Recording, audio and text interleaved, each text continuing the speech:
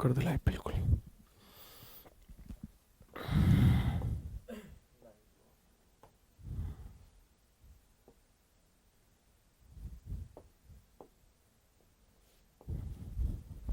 Voice ठीक है, करो।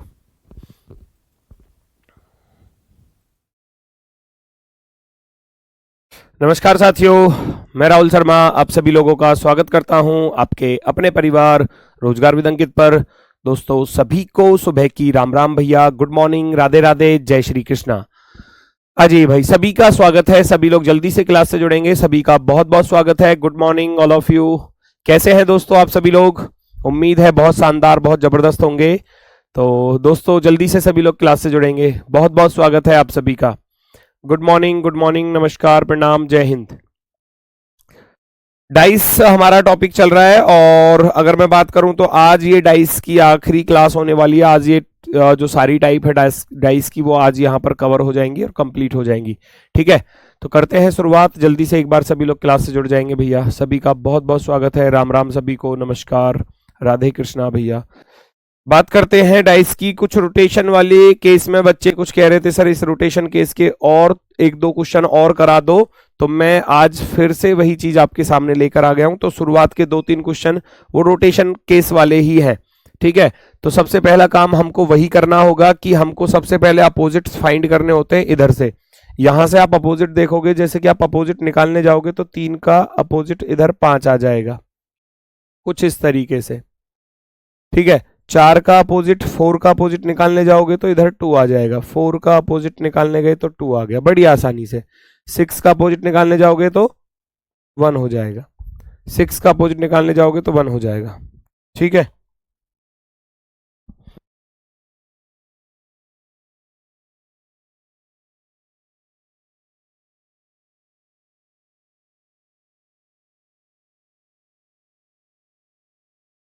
चलो ठीक है। अपोजिट फाइंड करने के बाद, है ना, अपोजिट फाइंड करने के बाद फिर इधर आ जाते हैं। अपोजिट के बाद देखो कोई अपोजिट वाला पास में तो नहीं है। 3 2 6 कहीं नजर आ रहा है? 3 इसमें, 2 इसमें, 6 इसमें, तो अभी तक तो ये बन जाएगा। 6 2 5, 6 इसमें, 2 इसमें, 5 इसमें, अभी तक बन जाएगा। 1 2 4, देखो 2 और 4 क्या थे? दुश्मन थे, तो ये तो बिल्कुल भी पॉसिबल नहीं है। इसको कर दोगे बिल्कुल खत्म कि ये पॉसिबल हो ही नहीं सकता। 1 5 3, आप देख रहे हो 3 और 5 जो है ये अपोजिट है, तो ये भी पॉसिबल नहीं हो सकता किसी भी हाल में।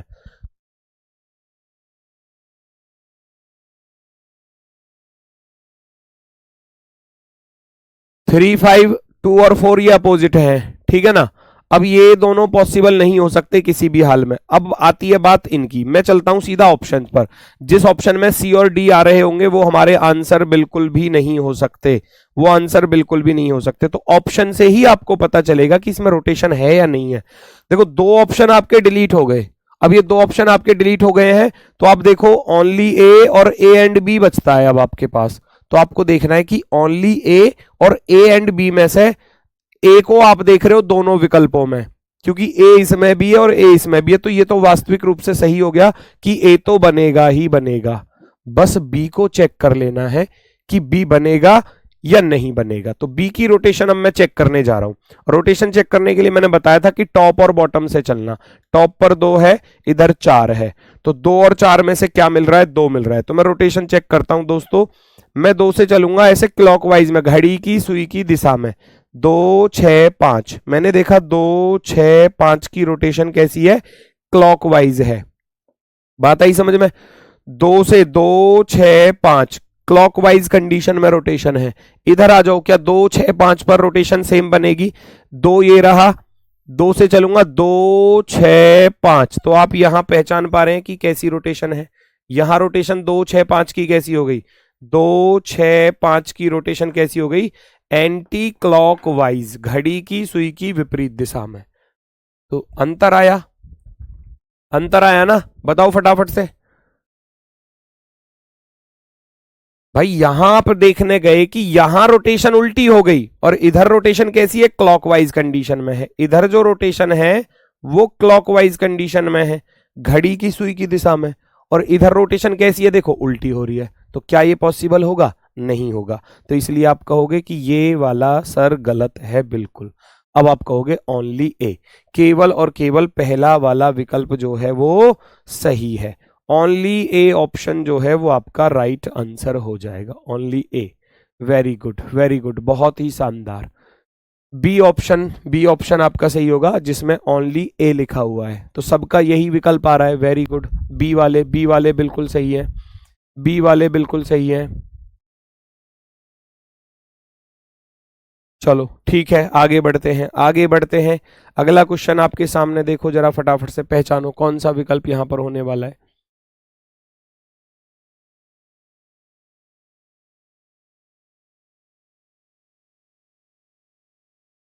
चेक करेंगे सभी लोग भाई। सबसे पहले अपोजिट फाइंड कर लोगे। अपोजिट फाइंड करने में किसी को कोई दिक्कत नहीं आ रही होगी, ये इतना तो पता है मुझे।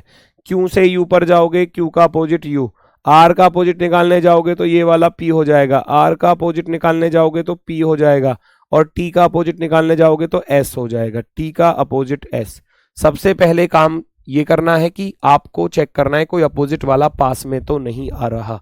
अपोजिट वाला टी यू आर, टी इसमें, यू इसमें, आर इसमें बन जाएगा।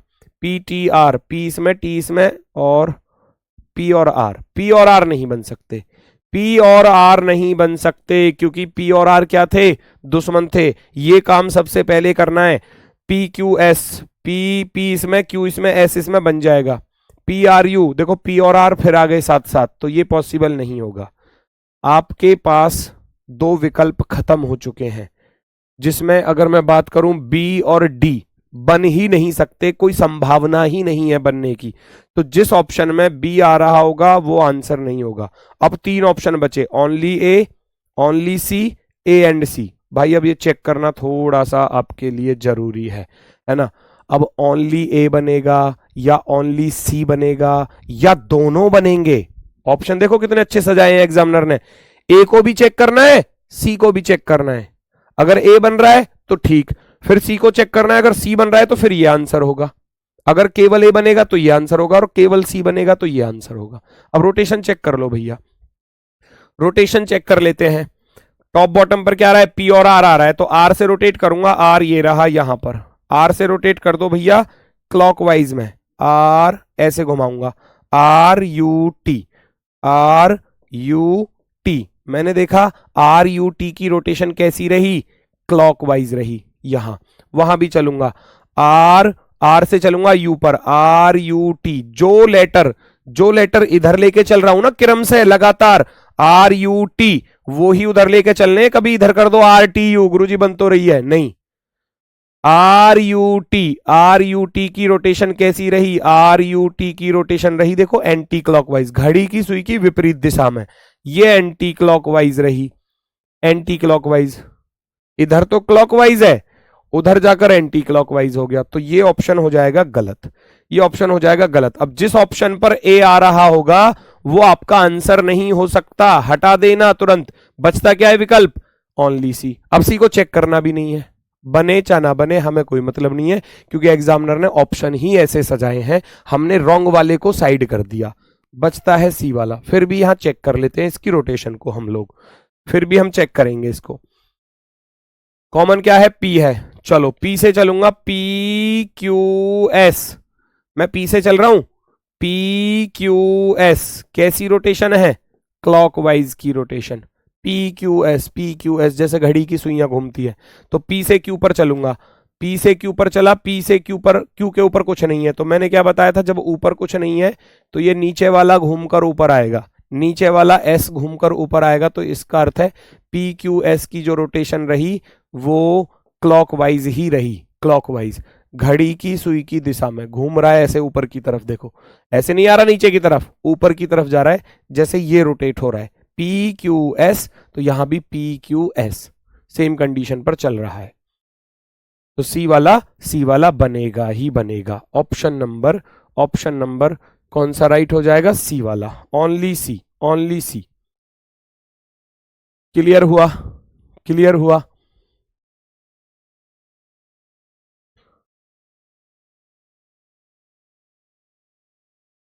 चलो वेरी गुड वेरी गुड।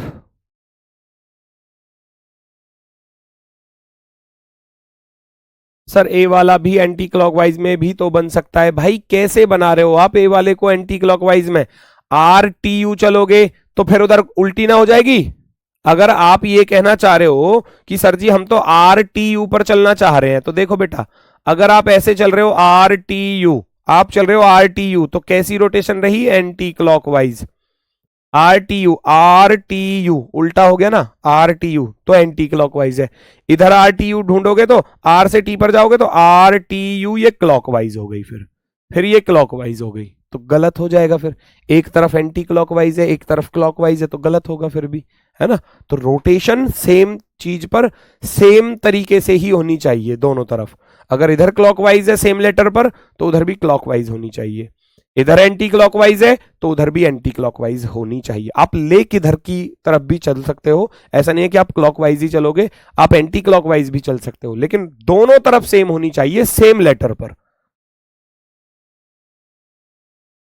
चलो आगे बढ़ते हैं अगले सवाल की तरफ। इस सवाल को और कर लो, और फिर मैं समझूंगा कि हाँ रोटेशन वाला केस जो है वो क्लियर हो चुका है, और आज ये चैप्टर खत्म हो जाएगा। तो 50 क्वेश्चन, जैसा कि मैंने वादा किया था, 50 क्वेश्चन आज आपको क्लास खत्म होने के लगभग 4-5 घंटे के अंदर अंदर, क्योंकि उनको जाकर मैं तैयार करूंगा, बनाऊंगा क्वेश्चन, फिर उनको टाइप वगैरह करा के फिर अपलोड कराऊंगा।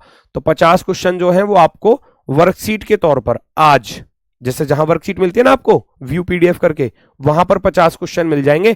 उन 50 को या तो प्रिंट आउट निकाल के कर लेना, या फिर सामने ओपन करके सीधा रफ सीट पर सॉल्व कर लेना। फिर नीचे उनके आंसर मेंशन होंगे, तो अपने आंसर्स मिला लेना, ठीक है, आपके कितने सही हुए और कितने गलत हुए। क्योंकि कल सैटरडे और संडे 2 दिन आपकी क्लासेस ऑफ रहेंगी। मंडे टू फ्राइडे आपका बैच रहेगा, और सैटरडे रिवीजन टाइम रहेगा, संडे आपका मॉक टेस्ट टाइम रहेगा। तो ये आपको अच्छे से क्योंकि रिवीजन भी साथ की साथ जरूरी है बेटा। आप ऐसा नहीं है कि एक चैप्टर पढ़ लिया फिर दूसरे पर पहुंच गए और रिवीजन किया ही नहीं, तो फिर वो थोड़ी सी समस्या हो जाएगी। चलो जी, दी गई सीट को घन बनाने के लिए मोड़ा जाता है, तो दी गई आकृतियों में से कौन सी संभव है? सबसे पहले अपोजिट फाइंड करेंगे। पहला काम तो यही है हमारा भाई। 1 का अपोजिट 4 हो जाएगा, 3 का अपोजिट 5 हो जाएगा, 3 का अपोजिट 5 हो जाएगा, 2 का अपोजिट 6 हो जाएगा, 2 का अपोजिट 6 हो जाएगा।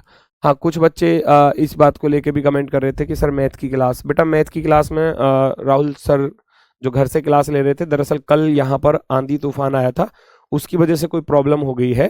तो वो नेटवर्क की इशू, क्लास उन्होंने स्टार्ट करी तो थोड़ी देर चल के फिर बंद हो गई, फिर स्टार्ट करने की कोशिश करी फिर बंद हो गई, तो वो कोई नेटवर्क की इशू की वजह से कोई प्रॉब्लम आई थी, ठीक है। बाकी सर आपको इन्फॉर्म कर देंगे कि क्लास कब कराएंगे वो, ठीक है ना। अभी उस बारे में मुझे भी नहीं पता। 2 से 6, 1 से 4 और 3 से 5, 3 से 5, ठीक है। चेक कर लो, 1 2 3 बन जाएगा क्या? 1 2 3 बन जाएगा अभी तक। 6 5 4 बन जाएगा, 6 इसमें, 5 इसमें, 4 इसमें बन जाएगा। 1 4 6 बन जाएगा। 1 और 4 नहीं बन सकता क्योंकि ये दुश्मन थे। 1 और 4 बन ही नहीं सकता। 2 6 3 बन जाएगा, 2 6 नहीं बन सकता। तो जिस ऑप्शन में सी आ रहा है, जिसमें डी आ रहा है, वो हमारे आंसर ही नहीं हो सकते। जहां सी आ रहा है, जहां डी आ रहा है, वो आंसर नहीं हो सकते। अब या तो ओनली ए बनेगा, या ए और बी बनेंगे, या ए बी सी बनेंगे। तो ए तो सभी जगह पर है, देखो ए ए ए, तो ए तो बनेगा ही बनेगा। ए को तो परमानेंटली राइट कर दो।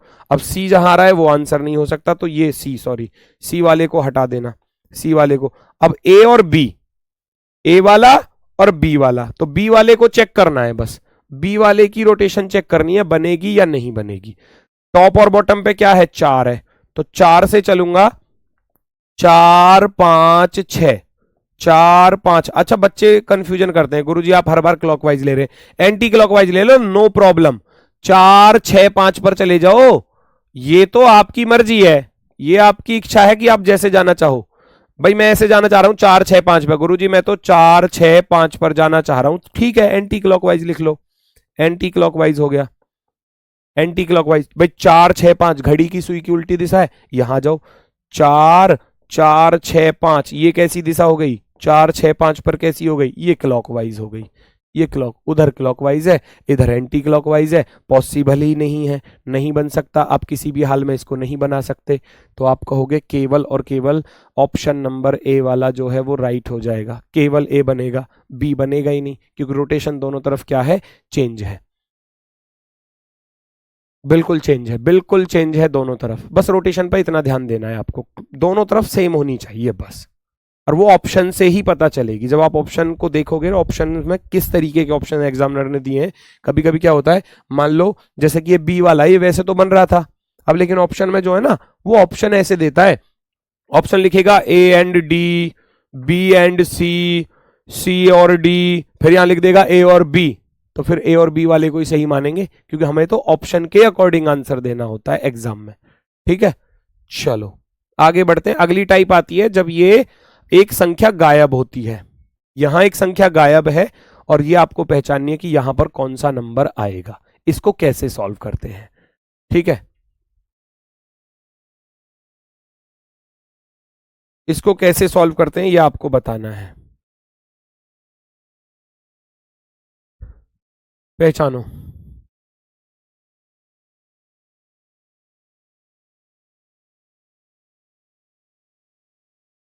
अब आप देखोगे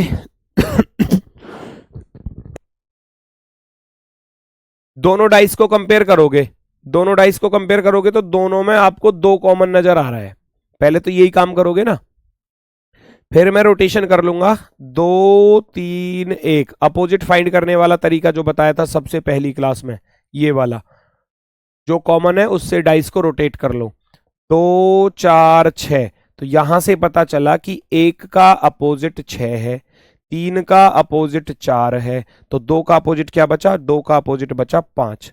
सारे साइड में नोट कर लेना कि 2 का दुश्मन 5 है, 3 का दुश्मन 4 है, 1 का दुश्मन 6 है, तो ये तो मानक पासे की भी कंडीशन होती है। एक तो हिंट ये मिल गई, एक तो हिंट ये मिल गई कि ये मानक पासे की कंडीशन होती है ना, एक हिंट तो मिल गई ना। अब वो कह रहा है कि यहां कौन सा नंबर आएगा, यहां कौन सा नंबर आएगा, भाई देखो 4 आ गया, 2 आ गया, अब या तो 1 आएगा या 6 आएगा, ऐसी तो कंडीशन बची। 4 और 2 तो आ चुके हैं, 4 और 2 आ चुके हैं, तो फिर ये 1 और 6 वाला बचता है। अब 1 और 6 वाला बचता है तो इसका अर्थ है ना तो ये विकल्प हो सकता ना ये विकल्प हो सकता, दो तो बिल्कुल डिलीट कर दो। बाई चांस आपके पास समय कम बच रहा है एग्जाम में, तो तुक्का लगाने की कंडीशन फिर किस पे जाओगे, 1 या 6 पे ही जाओगे। अब आती है बात इसको कैसे सॉल्व किया जाए। अब देखो ये है सबसे ज्यादा जरूरी चीज, तो मेरी बात सुनो, उसमें टॉप पर क्या है 2 है और इसमें टॉप पे क्या है 2 है, अगर नहीं होता तो बनाता, अगर नहीं होता तो बनाता, फिर मैं डाइस को रोटेट करके बनाता, बताऊंगा आगे वाले सवालों में भी। अब हमको पता है उधर 2 है, मुझे तो बस ये चाहिए कि 4 के राइट हैंड पर क्या आएगा, क्योंकि जैसा आपका राइट होता है भाई, ये 4 लेफ्ट में है और ये राइट में है इधर, तो जैसे कि 4 अगर इधर है तो 4 के राइट में क्या आएगा, मुझे तो ये चीज चाहिए। तो हम यहां पर एक ओपन डाइस का निर्माण करते हैं, ओपन डाइस का क्या करते हैं, निर्माण करते हैं। ये टॉप हो गया, ये बॉटम हो गया। हमको पता चला टॉप पर 2 है, हमको क्या पता चला टॉप पर क्या है 2 है, ठीक है, ऊपर 2 है, और ये केस हमें क्या बता रहा है, ये केस हमें बता रहा है कि अगर 1 यहां है तो 3 यहां है, इसके अकॉर्डिंग मैंने रख दिया। देखो भाई अगर टॉप पर 1 है तो 1 के सीधे हाथ पर 3 है, अगर टॉप पर 1 है तो 1 के सीधे हाथ पर 3, और 2 का दुश्मन क्या था, 2 का दुश्मन यहां से पता चला 5 है, तो नीचे 5 आ जाएगा। 1 का अपोजिट क्या था, 1 का अपोजिट 6 था, तो 6 यहां पर आ जाएगा।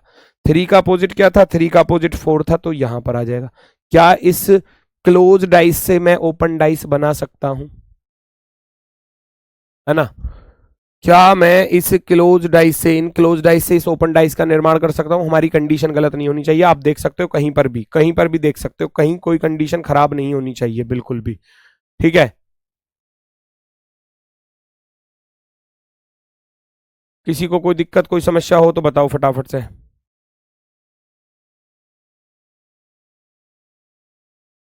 मैंने ऊपर 2 को रखा, मैंने ऊपर 2 को रखा, यहां मेरा 2 आ गया ऊपर, क्योंकि वहां 2 था ऊपर। फिर मैंने देखा 1 और 3 दोनों साथ में, तो 1 और 3 को दोनों को साथ में रख दिया। मुझे पता था 2 का अपोजिट 5 है तो 5 को यहां रख दिया। मुझे पता था 3 का अपोजिट 4 है तो 4 को यहां रख दूंगा। मुझे पता था कि 6 का अपोजिट 1 है तो 1, 1 का अपोजिट 6 इधर आ जाएगा। अब वो कह रहा है अगर 2 पर है तो 4 के राइट में क्या रहेगा, अगर 2 पर है तो 4 के राइट में क्या आएगा, दोनों नंबर लगातार आएंगे, तो 4 के राइट में क्या आने वाला है, यहां पर क्या आ जाएगा 1 आ जाएगा, 1 आ जाएगा, 1, option number first, option number first आपका सही जवाब हो जाएगा।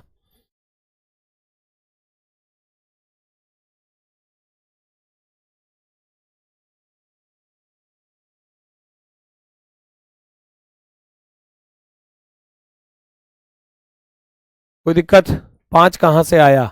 अरे बेटा 5 अपोजिट निकाला ना भाई, 1 2 3 2 4 6 2 4। अब ऑप्शन में ये 5 लिखा था तो इस वजह से मैंने यहाँ 5 लिख दिया कि 2 का अपोजिट 5 ही आने वाला है, क्योंकि और कोई नंबर नहीं है मेरे पास। हो सकता था कि 7 8 9 10 11 12 15 20 एट द रेट कुछ भी हो सकता था, लेकिन जब ऑप्शन में 5 लिखा है ना तो फिर मैं 5 ही लिखूंगा, है ना, 5 ही लिखूंगा। 2 का अपोजिट 5, क्योंकि 1 का अपोजिट 6 आ गया, 3 का 4 आ गया, तो 2 का जो बचा है वो 5 ही बचा है। फिर वो 2 का अपोजिट मैंने 5 इसलिए यहां पर लिखा। ठीक है, चलो इसके जैसा एक और क्वेश्चन देखो, इसके जैसा एक और क्वेश्चन देखो, क्लियर होगा और थोड़ा सा।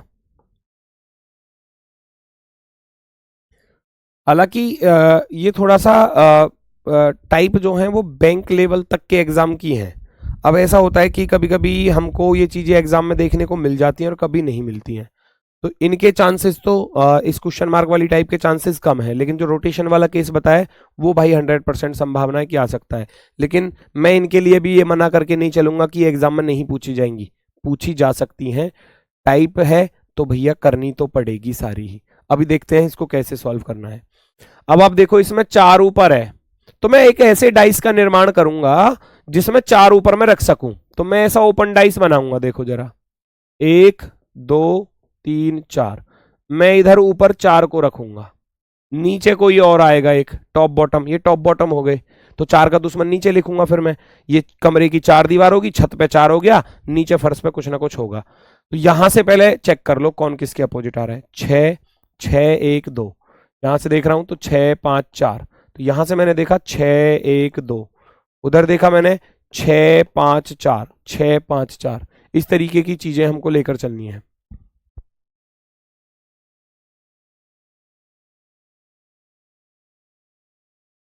6 5 4 6 1 2, तो 6 1 2 हो गया, 6 5 4 हो गया, तो 2 का दुश्मन 4 आ गया, 1 का दुश्मन 5 आ गया। ठीक है, सारी चीजें यहां पर पता चल गई। 1 का अपोजिट 5 है, 2 का अपोजिट क्या है 4 है, और 6 का अपोजिट एक नंबर बचा हुआ है, क्या ऑप्शन में 3 नजर आ रहा है तो 3 को लग दूंगा, है ना। 6 का अपोजिट क्या हो जाएगा, 3 हो जाएगा, क्योंकि वहां भी 3 लिखा हुआ है। अब आप खुद सोचो, जब ऊपर 4 आपने लिख दिया इसके अकॉर्डिंग, तो फिर 4 का अपोजिट क्या है 2 है, तो वो तो नीचे आएगा, वो तो फिक्स हो गया, वो तो फिक्स हो गया। अब आप खुद देखो कि 4 के इधर 3 है, 4 के इधर 3 है, तो इधर क्या हो सकता है, ऐसे सोचना है। ना तो ये वाला हो सकता, ना ये वाला हो सकता, इस तरीके की चीजें, जो इसके पास में होगा वही तो होगा। ठीक है, चलो इसको मैं बाद में रखूंगा, लेकिन उससे पहले जो शेप इधर बनी हुई है जिसमें 4 ऊपर आ रहा है, तो क्या मैं इन दोनों डाइस में से किसी में 4 ऊपर पहुंचा सकता हूं? ध्यान से सुनना, ये रोटेशन वाला केस है। अगर मैं आपसे कहूं इस डाइस को मैं इसी कोने से पकड़ के ऐसे घुमा रहा हूं क्लॉकवाइज में, थोड़ा सा एक पॉइंट घुमाऊंगा तो 4 ऊपर चला जाएगा, चला गया। ये वाला 6 इधर आ जाएगा, मैंने इसको रोटेट किया तो 6 यहां आ जाएगा। ये वाला 5 इधर आ जाएगा, मैंने इस डाइस को हल्का सा घुमा दिया, रोटेट कर दिया, तो ये वाला 5 यहां पर आ जाएगा। अब जो चीज मुझे चाहिए थी वो मिल गई। अगर 4 ऊपर है तो 5 और 6 दोनों लगातार आएंगे, अगर 4 ऊपर है तो 5 और 6 दोनों लगातार आएंगे, लगातार आएंगे। अब बाकी अपोजिट यहां से उठा के रख ही सकते हो कि 5 का अपोजिट 1 है तो वो यहां आ जाएगा, और 6 का अपोजिट 3 है तो वो यहां आ जाएगा। काम खत्म, पैसे हजम, है ना। अब आप खुद देखो, अगर 4 ऊपर है तो 3 के सीधे हाथ पर क्या आने वाला है, 3 के राइट हैंड पर, क्योंकि ये तो देखो, ये तो हो गया टॉप, ये हो गया लेफ्ट हैंड, और ये हो गया राइट हैंड। ऐसे ही तो होता है। अगर टॉप हो गया ऊपर, लेफ्ट में अगर 3 लिखा है तो राइट में क्या लिखेंगे? अगर टॉप पर ऊपर 4 है और लेफ्ट में 3 है तो 3 के राइट में क्या आएगा, 5 आएगा। यहां पर कौन सा नंबर आ जाएगा, 5 आ जाएगा, यहां पर आ जाएगा 5। Option number C.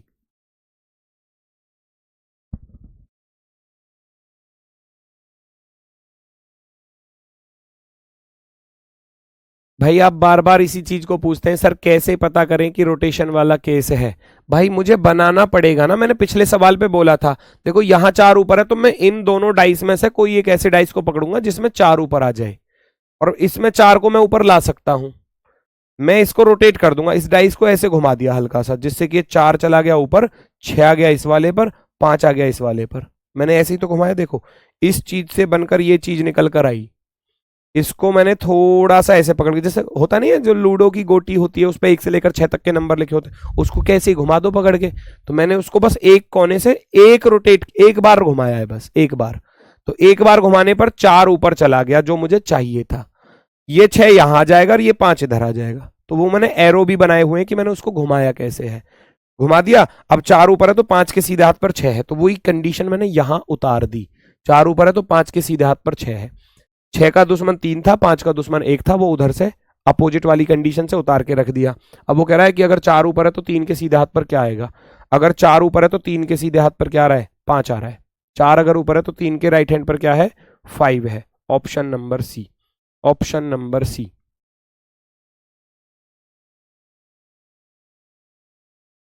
फर्स्ट वाले को घुमाने की जरूरत नहीं है बेटा, क्योंकि मुझे 4 ऊपर चाहिए था तो मैं 4 को ऊपर पहुंचाऊंगा, है ना। इसको क्यों घुमाऊंगा फिर, इसकी जरूरत नहीं है मुझे। मैं तो कंडीशन बना रहा हूं ना क्वेश्चन को, भाई क्लोज डाइस से ओपन डाइस बना रहा हूं अब, तो उसके लिए चाहिए मुझे ये कंडीशन। देखो जरा, अब इसमें 2 कॉमन मिल जाते हैं, तो ऐसी सिचुएशन में क्या करते हैं, जैसे कि अगर मैं कहूं आपसे कि इसमें ए और डी आ रहा है, ए और डी आ रहा है, बस इतना ही तो पता चला आपको। इसमें भी ए डी है और इसमें भी ए डी है, तो यहां से ये पता चल गया कि बी का अपोजिट ई है। बी का अपोजिट क्या है, ई है बच्चा, ध्यान से देखना। बी का अपोजिट क्या है, ई है। और इधर जो ए और डी बचे तो इनके अपोजिट में क्या आ जाएंगे, सी और एफ आ जाएंगे। आएंगे या नहीं, बस इतना बता दो। यहां से बस इतना पता चला, यहां से इन दोनों डाइस से मुझे इतना पता चला कि ए और डी इसमें भी है, ए और डी इसमें भी है, तो बचा हुआ नंबर अपोजिट होता है। बी का अपोजिट ई हो गया, मैंने लिख दिया। अब ए डी इसमें भी है, ए डी इसमें भी है, तो ए डी इसमें भी है। अब सोचो, ए डी तो आ गए, पीछे जो बचे होंगे वो क्या बचे होंगे, क्योंकि ए से लेकर एफ तक ही 1 से लेकर 6 तक के नंबर है, 1 से लेकर 6 तक के नंबर है, तो फिर ए से लेकर एफ तक ही लेटर होंगे। कि ऑप्शन में ए सी ई एफ सब कुछ दिया है, सब कुछ दिया है। ध्यान से देखो, यहां तक किसी को कोई दिक्कत हो तो, यहां तक किसी को कोई दिक्कत कि मैंने ये कैसे कैसे लिख दिए गुरुजी, कैसे कैसे लिख दिए, बी का अपोजिट ई लिख दिया, ये ऐसे आ गया।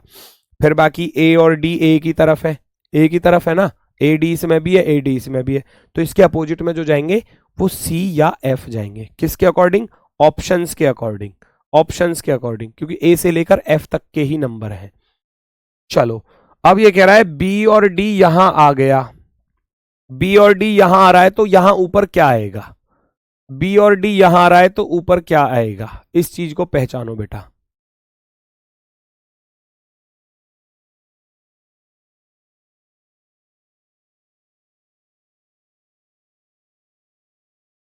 बी और डी यहां पर है तो क्या आएगा ऊपर,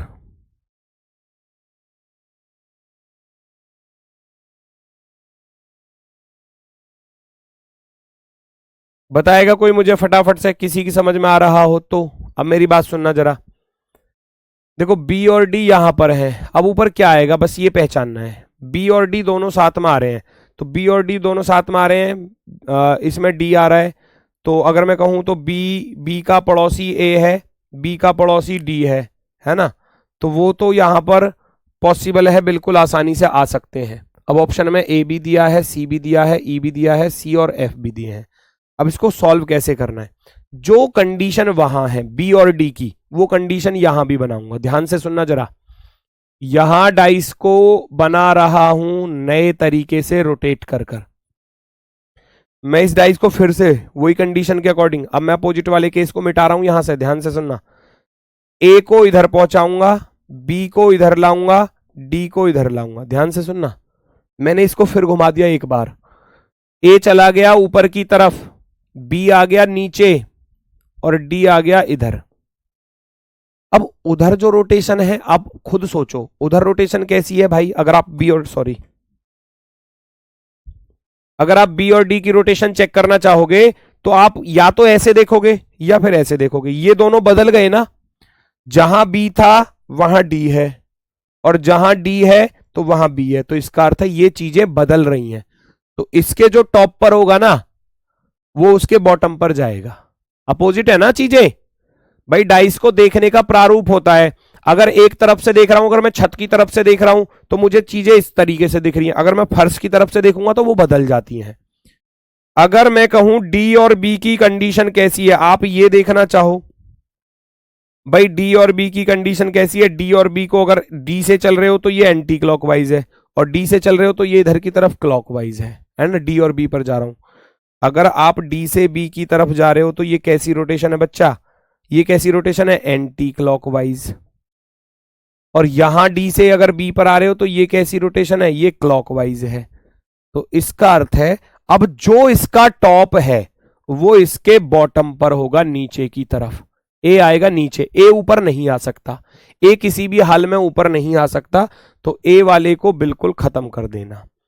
अब मुझे पता था अगर यहां ए के साथ ये डी और बी आ रहे हैं तो ऊपर ए हो गया, तो नीचे क्या होगा, यानी कि ए के अपोजिट वाली कंडीशन होगी। अब ए के अपोजिट में ये दोनों हो सकते हैं, ए के अपोजिट में क्या हो सकते हैं, दोनों। क्योंकि अगर ए नीचे आ गया तो ऊपर किसकी संभावना हो सकती है, ऊपर संभावना हो सकती है क्योंकि ए का अपोजिट सी और एफ में से कोई एक है, ए का अपोजिट सी और एफ में से कोई एक है, तो वो ही कंडीशन यहां मैच कर सकती है, बाकी नहीं कर सकती।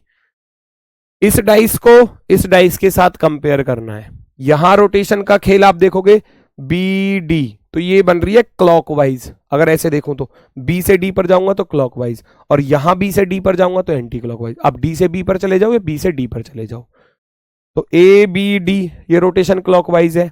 यहां देखोगे तो बी और डी की एंटी क्लॉकवाइज है, उल्टा हो गया। तो फिर जो यहां ए आ रहा है ना उसका अपोजिट ही वहां कोई आएगा, क्योंकि ये दोनों डाइस को दो तरफ से देखा जा रहा है, एक तरफ से टॉप से और एक तरफ से बॉटम से, तो रोटेशन चेंज होती ही है। जब मैं टॉप से देखूंगा तो अलग चीज दिखेंगी और बॉटम से देखूंगा तो अलग चीज। तो अगर टॉप पर ए है तो ए के अपोजिट में क्या हो सकता है, ए के अपोजिट में सी और एफ हो सकते हैं, इसीलिए सी या एफ वाला ऑप्शन जो है वो राइट होगा, सी या एफ वाला ऑप्शन राइट होगा।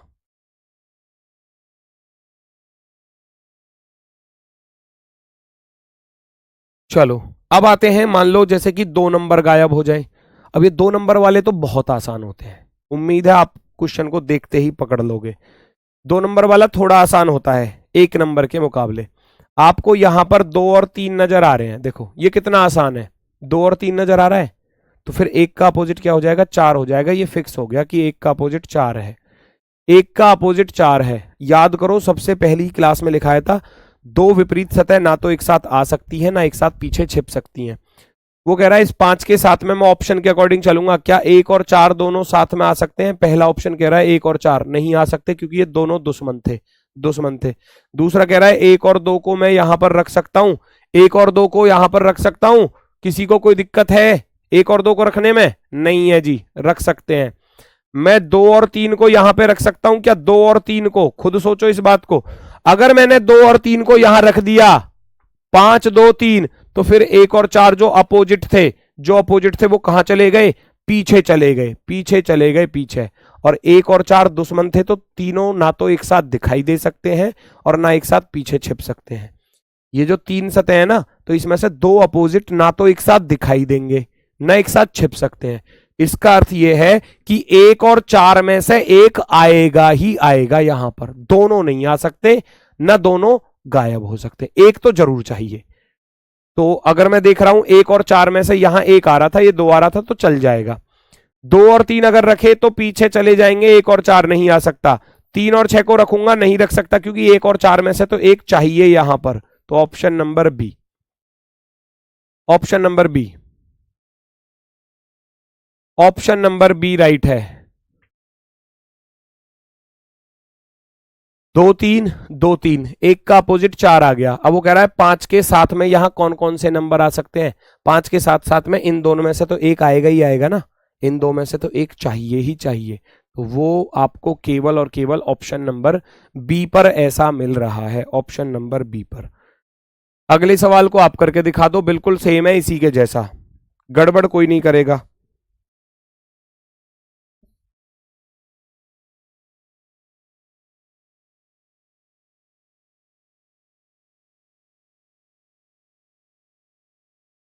इसमें कॉमन आपको ए सी नजर आ रहे होंगे, ए और सी, ए और सी। तो पता चल गया कि डी का अपोजिट एफ है, पता चल गया डी का अपोजिट एफ है। अब डी का अपोजिट अगर एफ है तो एफ यहां नहीं आ सकता, नहीं आ सकता ना, मैंने क्या बताया, दो विपरीत सतह एक साथ नजर नहीं आएंगी। अगर डी यहां आ गया तो इस क्वेश्चन मार्क की जगह पर एफ नहीं आ सकता, इस क्वेश्चन मार्क की जगह पर एफ नहीं आ सकता, आ ही नहीं सकता, क्योंकि डी और एफ क्या है, अपोजिट है। तो जिस ऑप्शन में आपको एफ सजा कर दिया है एग्जामिनर ने, तो वो आंसर कतई भी नहीं हो सकता। तो बचा क्या, ई और ए, ई और ए, ई और ए, 2 सेकंड मात्र का क्वेश्चन था ये तो, ए सी ए सी। तो डी का अपोजिट क्या हो गया, डी का अपोजिट हो गया एफ। जब हमें पता चला डी का अपोजिट एफ है, अगर यहां डी आ रहा है तो फिर एफ यहां नहीं आ सकता किसी भी हाल में, और उसने 3 ऑप्शन में एफ दे दिया, इसलिए ये गलत है, वो देगा ही इस तरीके से। ठीक है, चलो इस पर एक आखिरी क्वेश्चन है, फिर ये टाइप खत्म हो जाएगी। ये इस पर रोटेशन वाला भी मैंने रख दिया है कि इस पर रोटेशन अप्लाई आपको करनी पड़ेगी थोड़ी सी, तो देखना पड़ेगा कि इसको कैसे सॉल्व किया जाए। देखो यहां 3 डाइस तो आपको दे रखे हैं, चौथे वाले में ए और बी का केस पूछा है, ए और बी का केस कैसे बनेगा।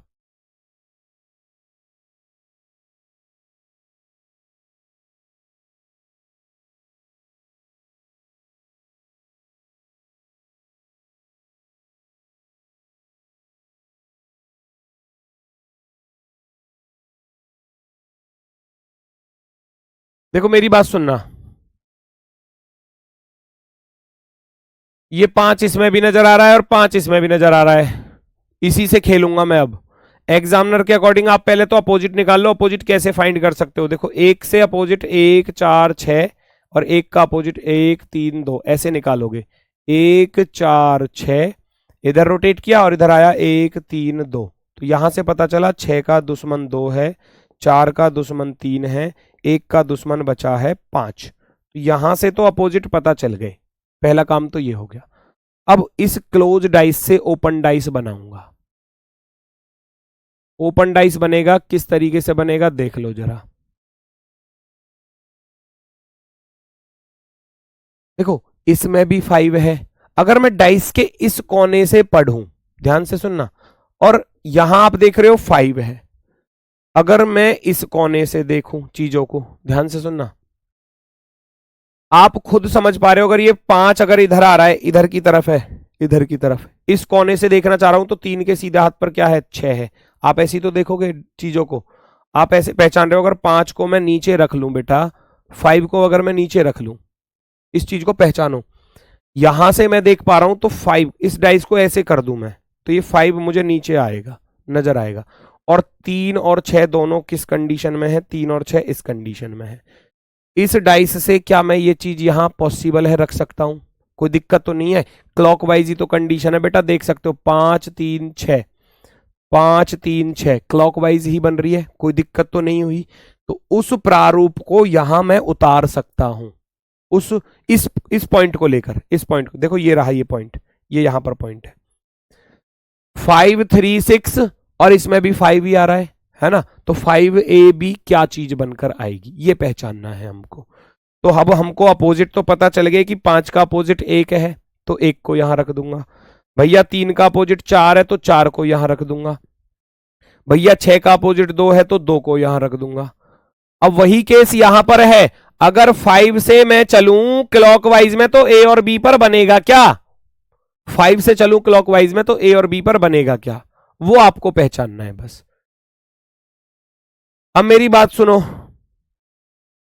5 का अपोजिट 1 है, 5 का अपोजिट 1 है, ये इसकी तो जरूरत भी नहीं पड़ी हालांकि आपको, जब 5 का अपोजिट 1 है तो यहां पर कोई भी पॉसिबल नहीं हो सकता 1 वाला, यहां पर कोई भी पॉसिबल नहीं हो सकता 1 वाला। अगर ओपन डाइस बनाना पड़े तो इस तरीके से बनेगा। और 5AB की रोटेशन अगर मैं देखूं तो, हालांकि इसमें जरूरत तो आपको पड़ी नहीं, क्योंकि 5 का अपोजिट 1 है, 3 ऑप्शंस में 1 दे दिया एग्जामिनर ने, हटा दोगे तुरंत। अगर जरूरत पड़े डाइस को तो फिर इस तरीके से ओपन डाइस में कन्वर्ट करेंगे। और फिर जब मैं इस 5 को नीचे लेके जा रहा हूं तो ए और बी पर क्या आ सकता है, ए और बी पर क्या आ सकता है, 2 और 3 आ सकते हैं, बिल्कुल आ सकते हैं, 2 और 3 लगातार हैं, 3 और 6 आ सकते हैं, बिल्कुल आ सकते हैं, वो तो आ ही रहे थे, 6 और 4 भी आ सकते हैं, और 4 और 2 भी आ सकते हैं। तो ये केस बनेंगे, क्योंकि कमरे की चारों दीवारें ऐसे चलेंगी, तो 2 और 3 वाला केस भी राइट हो जाएगा।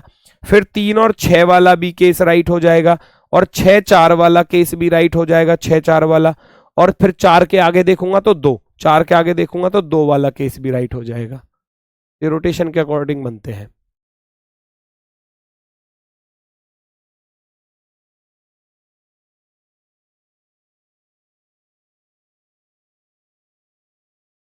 क्लियर है?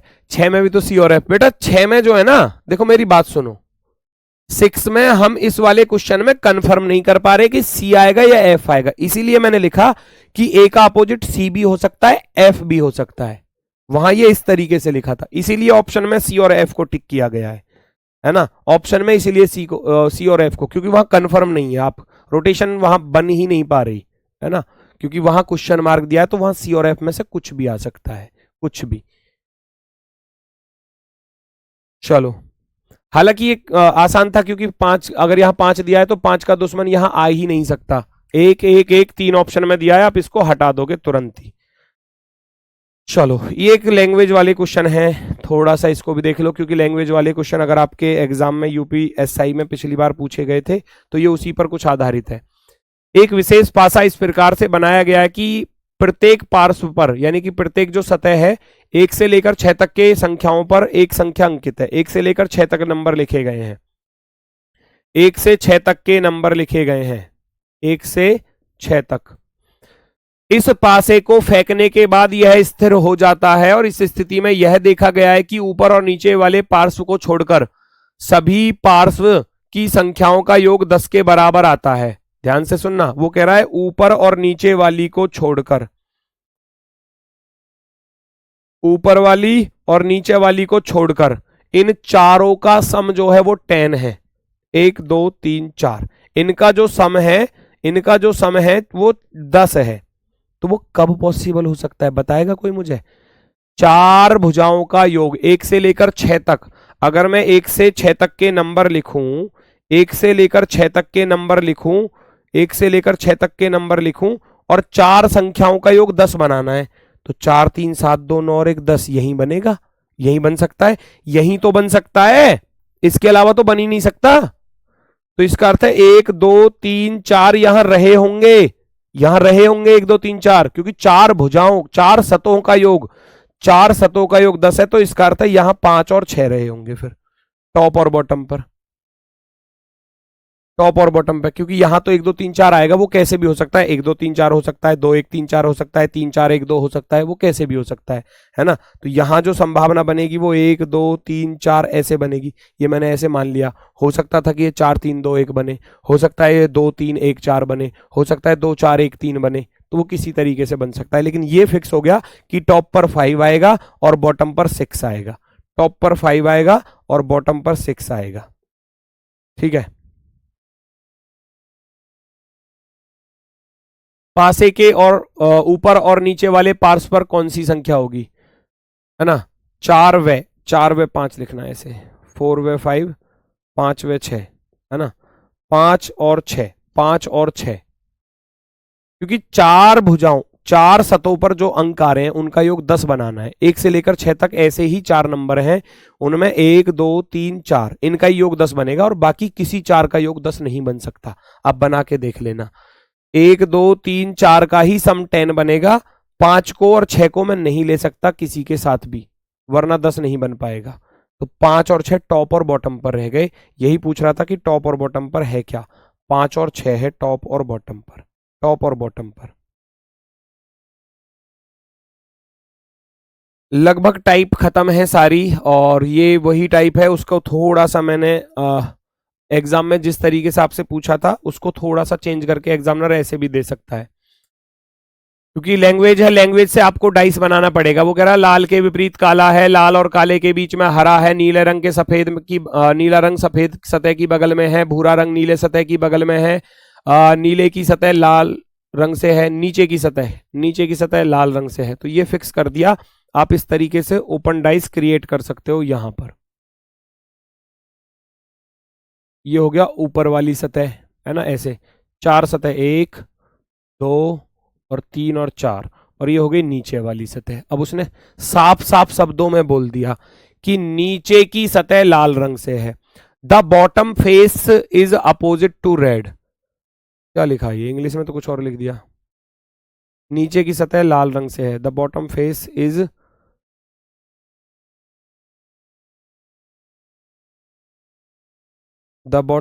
इज रेड, है ना? बॉटम फेस इज रेड, ये इंग्लिश में थोड़ा मिस्टेक है बेटा।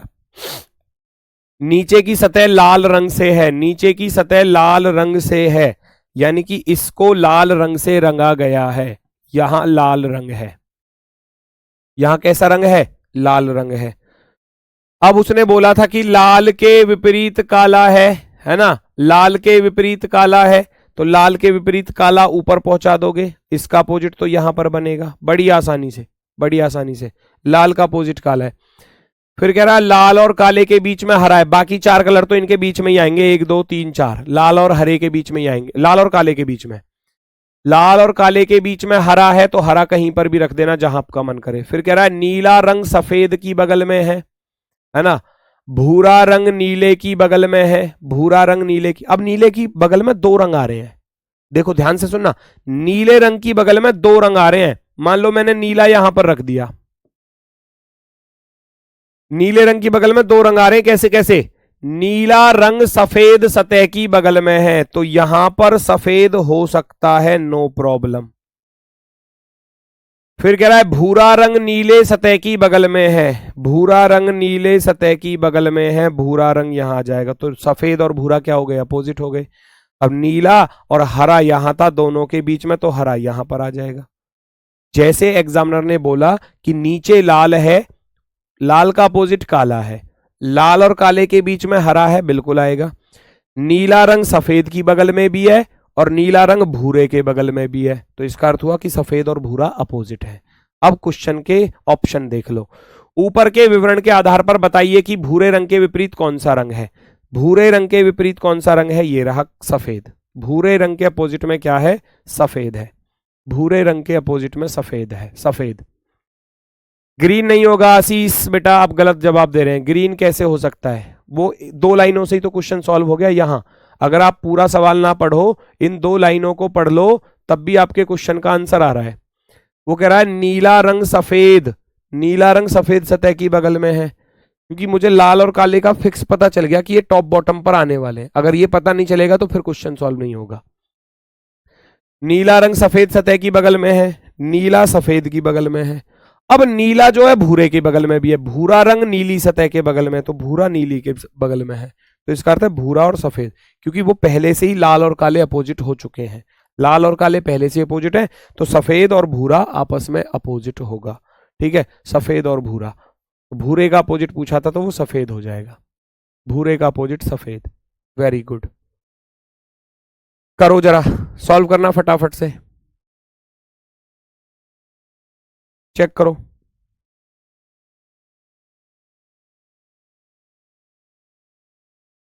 एक घन की प्रत्येक फलक पर 1 से 6 तक के अंक दिए गए हैं। फलक 2 फलक 6 के प्रतिमुख है। प्रतिमुख का अर्थ होता है अपोजिट। 2 जो है वो 6 के अपोजिट में है। फलक 1 फलक 5 के प्रतिमुख है, 1 5 के अपोजिट में है, तो बस 2 नंबर बचे। 2 नंबर बचे, क्या बचा?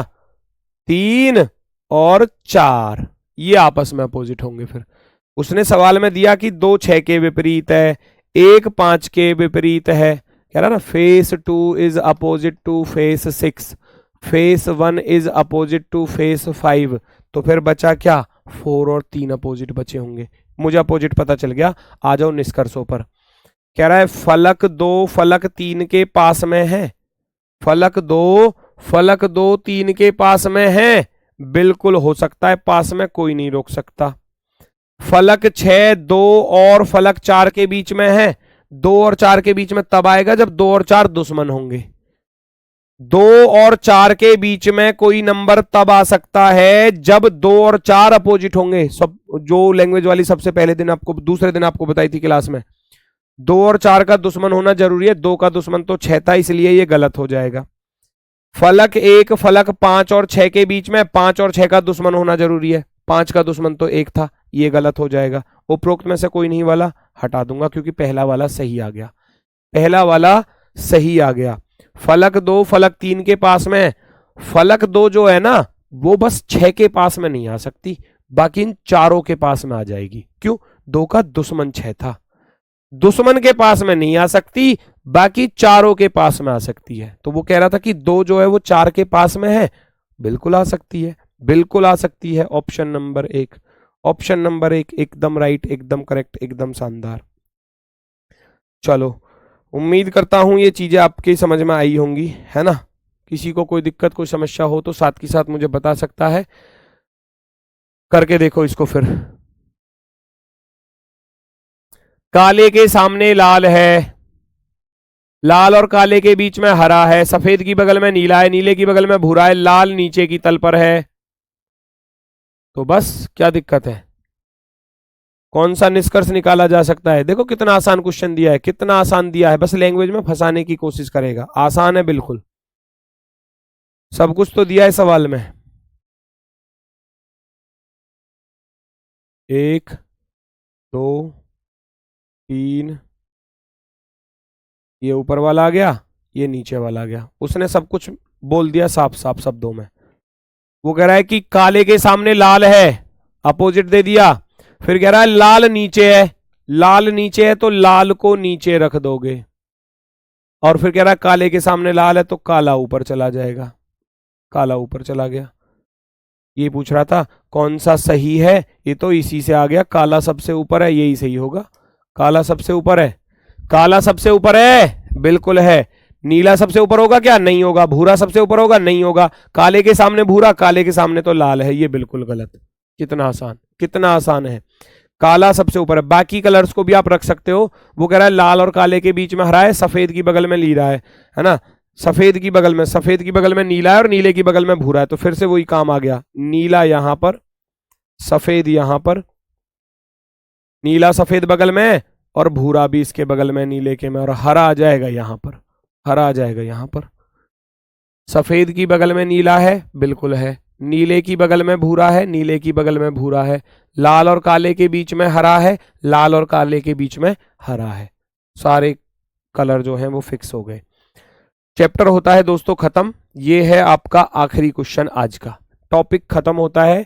सारी टाइप जो बन सकती थी वो सारी टाइप मैंने आपको बता दी।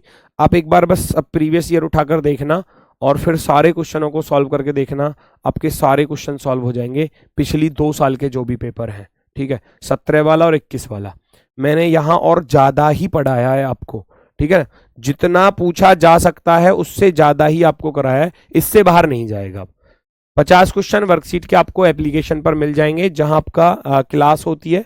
पहले वॉच लिखा होता है, क्लास के बराबर में ऐसे लिखा होता है, फिर लिखा होता है व्यू पीडीएफ, व्यू पीडीएफ, है ना, और नीचे लिखा होता है व्यू पीडीएफ 2, व्यू पीडीएफ 2। तो आपको इस पर क्लिक करना है, व्यू पीडीएफ वाले पर। इस पर क्लिक करोगे, हाथ से बने हुए नोट्स आएंगे, उनको ऊपर करोगे, ऊपर करोगे, ऊपर करोगे, नीचे आपको फिर वर्कशीट के क्वेश्चन मिल जाएंगे। ठीक है ना, वहां पर मिलेंगे।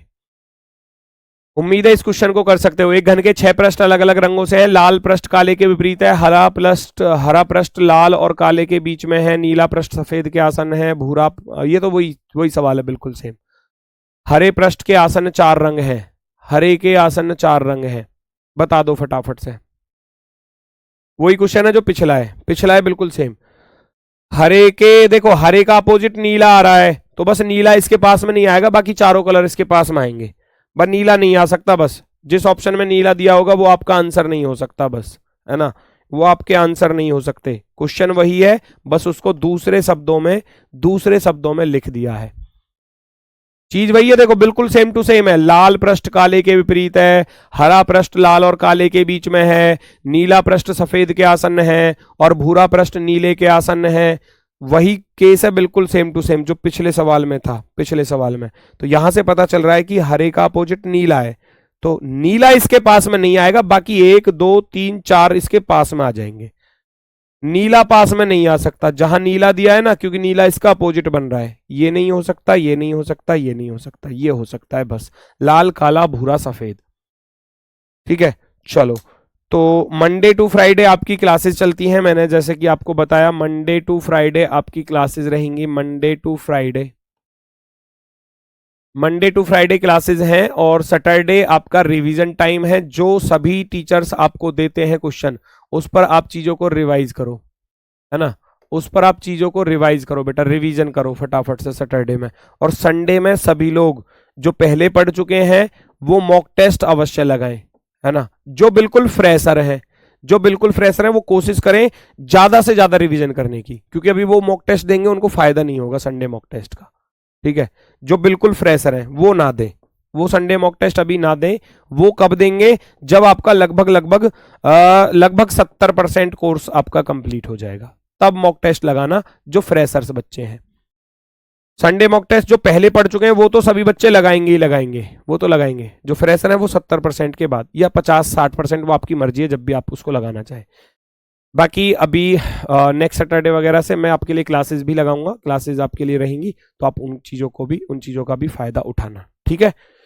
चलो, वो रिवीजन क्लासेस लगाऊंगा, जैसे जैसे 2-4 टॉपिक हो जाएंगे तो फिर बीच में 2-2 टॉपिक्स एक साथ उठाकर उनका रिवीजन मैं आपको सैटरडे में कराता रहूंगा, ठीक है। अभी एक ही टॉपिक खत्म हुआ है, नेक्स्ट वीक में एक आध और टॉपिक खत्म हो जाएगा, उसके हिसाब से फिर 2 टॉपिक एक साथ लेकर उनका कंप्लीट रिवीजन अलग से, ठीक है। तो आज के लिए बस इतना ही है, हम मिलते हैं फिर आपसे सोमवार में सुबह 8 बजे अपने वाले समय पर।